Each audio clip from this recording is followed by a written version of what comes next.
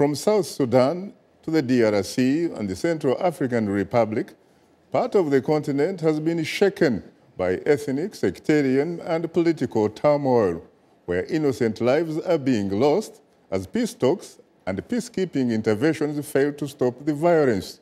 My colleague Paul Sisco has more. Mass movements of refugees are the result of violent conflicts plaguing the Great Lakes region, South Sudan, the Central African Republic, and elsewhere.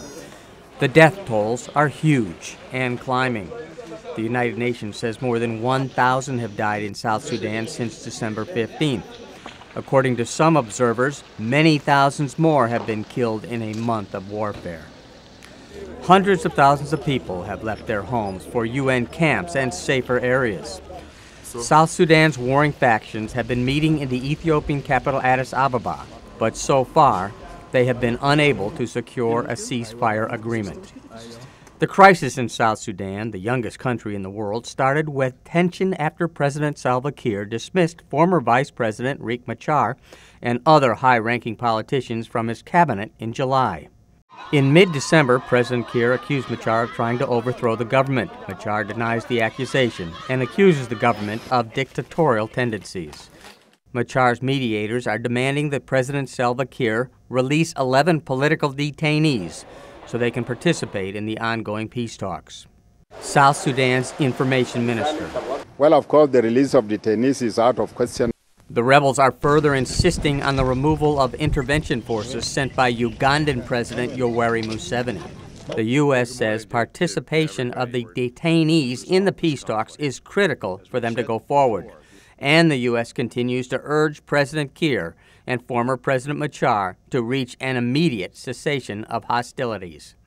And Bangui, the capital of the Central African Republic, has seen 6 weeks of intense political and sectarian violence that has displaced nearly 500,000 residents in the capital city. According to the United Nations, more than 1 million people nationwide have been displaced. Tens of thousands have fled to neighboring countries, and the living conditions for those who remain in the CAR are growing increasingly desperate.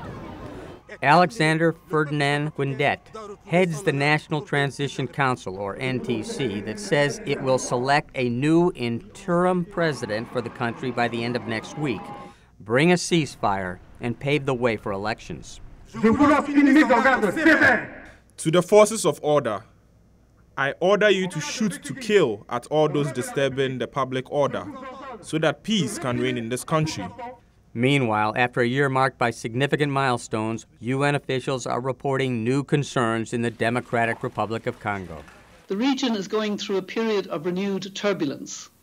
On the 25th of December, the ADF rebel group attacked the town of Kamango, during which more than 50 people were killed. On December 30th, DRC government forces propelled a series of coordinated attacks in the capital Kinshasa, Lubumbashi, and Kindu, leading to the death of more than 100 people. The UN peacekeeping force, known as MONUSCO, has more than 21,000 troops and police deployed across the fragile conflict areas of the eastern Congo. Paul Sisco, VOA News.